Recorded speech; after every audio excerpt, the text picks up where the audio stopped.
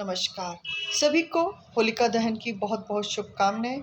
यह प्रतीक है हमारे बुराई पर अच्छाई की जीत का। यह प्रतीक है ईश्वर के प्रति निष्ठा, विश्वास और भक्ति का। इसी प्रकार से यदि आपके जीवन में भी कुछ परिस्थितियां या कठिनाइयां आ रही हैं तो इसी प्रकार अपनी निष्ठा को बढ़ाइए, अपने विश्वास को, अपने भरोसे को बढ़ाइए ईश्वर के प्रति। वह ज़रूर आपके साथ हर कदम पर कदम आपका साथ देंगे। कमी कहाँ आती है? हमारे विश्वास पर। कमी कहाँ आती है? हमारी निष्ठा पर।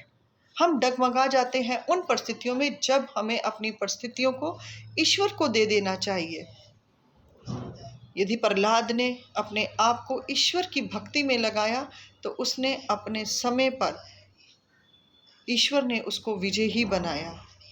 ऐसे हिंदू रिलीजियस में बहुत सारे त्यौहार हैं जो हमें बुराई पर अच्छाई की जीत बताते हैं और साथ साथ ये भी बताते हैं कि हमें ईश्वर के प्रति किस प्रकार अपनी आस्था रखनी है, किस प्रकार हमें अपना ईश्वर से भरोसा नहीं खोना।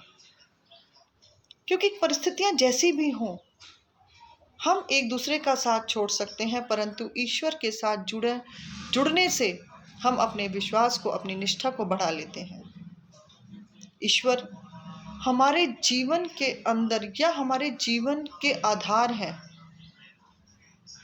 भक्ति इतनी पवित्र होनी चाहिए कि ईश्वर स्वयं आपके पास आ जाए, क्योंकि भक्ति भी निस्वार्थ होनी चाहिए। यदि भक्ति निस्वार्थ भाव से की जाती है, करुणा से की जाती है, दया के लिए की जाती है, तो ईश्वर की दया और करुणा जरूर मिलती है।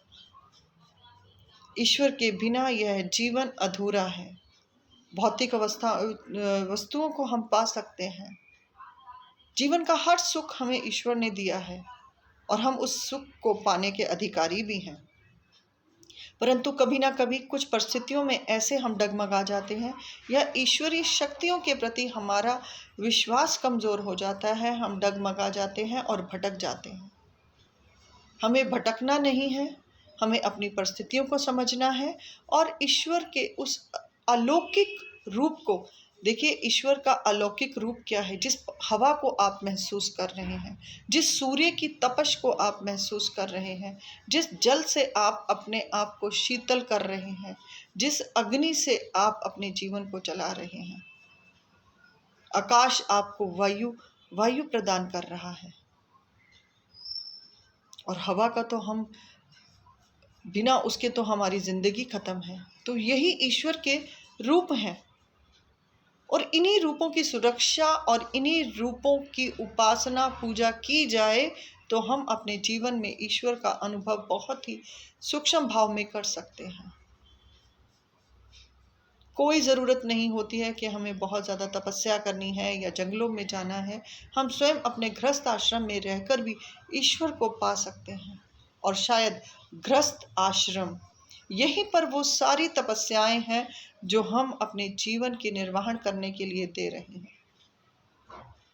ईश्वर के प्रति अपनी निष्ठा, विश्वास को बनाए रखना और ईश्वर को सदा समर्पित कर रखना अपने आप को, यह सबसे बड़ी तपस्या है।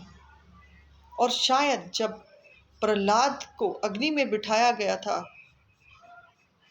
तब शायद उसका नाम जाप ही उसे उस जगह से तार कर ले गया था, यानी कि वहां पर उसको सुरक्षा कवच ईश्वर के उस नाम जाप ने दिया था। इसलिए आप भी अपने जीवन के अंदर ईश्वर को पल पल याद करते रहें, उनका नाम का स्मरण करते रहें। आप देखेंगे आपके जीवन की बहुत सारी परिस्थितियां बेहतर हो रही हैं। भटके नहीं, ईश्वर के समर्पण में रहें, ईश्वर को अपने आप को स्वयं में समर्पित करके रखें, क्योंकि ईश्वर से बड़ी कोई शक्ति नहीं है जो चलायमान है इस संसार को। सृष्टि के रचयिता को हमें अपने आप को सौंपना होगा, उसे हर पल याद करना होगा, हर श्वास श्वास हमें उन्हें याद करना होगा। तो आप देखेंगे कि कोई भी समस्या या कोई भी कष्ट हमारे लिए कष्ट नहीं है। परिस्थितियां कैसी भी होंगी, जीवन में उतार चढ़ाव आने हैं, क्योंकि जीवन में उतार चढ़ाव भी हमें जीवन को जीने का सही तरीका बताते हैं। इसलिए अपने जीवन के आए हुए उतार चढ़ाव से कभी घबराएं नहीं। जो परिस्थितियां हैं, यदि आप उसमें ईश्वर का स्मरण करते हैं, ईश्वर का चिंतन करते हैं, तो आप देखेंगे कि आप अपने जीवन के अंदर बहुत सारी समस्याओं से दूर हो चुके हैं। जीवन बहुत सरल है, शांतिमय है, आनंदमय है। आनंद के लिए भरपूर चीज़ें ईश्वर ने हमें दी हैं, जिसका शायद हम लुफ्त या आनंद उठा नहीं पाते। स्वयं ईश्वर हमारे भीतर हैं। अपने आप को, अपने परिवार को, अपने माता पिता को, उन सभी का आदर करने से हम ईश्वर को पाते हैं। और कहते हैं कि जब हमारे पास परिस्थितियां ऐसी आती हैं, जब हम हारने लगते हैं, उन पलों में यदि हम अपने आप को चलाते हैं, हिम्मत नहीं हारते हैं, तब ईश्वर हमारे उस पुरुषार्थ को देख रहे होते हैं और उस पुरुषार्थ में वो हमारा सहारा बन जाते हैं। इसलिए सभी से अनुरोध है, आज होलिका दहन है, अपनी बुराइयों का अंत करें, अच्छाइयों को जीवन में लेकर आए। और जीवन उतार चढ़ाव का ही नाम है।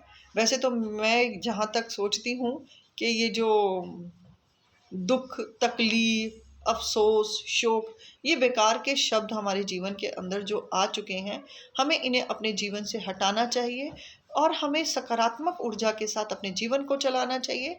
अच्छे शब्दों को आनंद, उत्साह, समर्पण, प्रेम, मित्रता, ईमानदारी, खुशहाली जैसे शब्द और सब कुछ ठीक है, इतने अच्छे शब्दों को यदि हम अपने जीवन की दिनचर्या में लेकर आते हैं, तो उसमें कोई भी संदेह नहीं है कि हमारा जीवन बेहतर ना हो।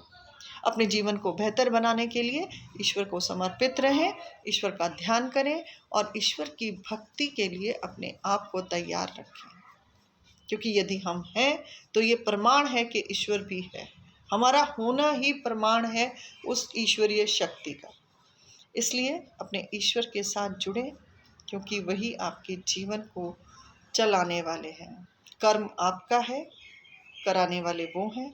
और जीवन के अंदर यदि हम ईश्वर को अपने आप या ईश्वर के अधीन होकर हम अपने जीवन को जीते हैं, तो आप देखेंगे कि आप अपने बहुत सारे कर्मों को अच्छा कर लेते हैं, आपके बुरे कर्म कट जाते हैं। और हमारे कर्मों का ही तो सब ये उतार चढ़ाव है। और यदि ये नाम या ईश्वर का ध्यान करने से हमारा यह कर्म कट जाए, तो इससे बेहतर तो कुछ है ही नहीं। तो क्यों ना आज होलिका दहन पर हम सब संकल्प करें कि हम अपने जीवन में ईश्वर को ज़रूर धारण करेंगे।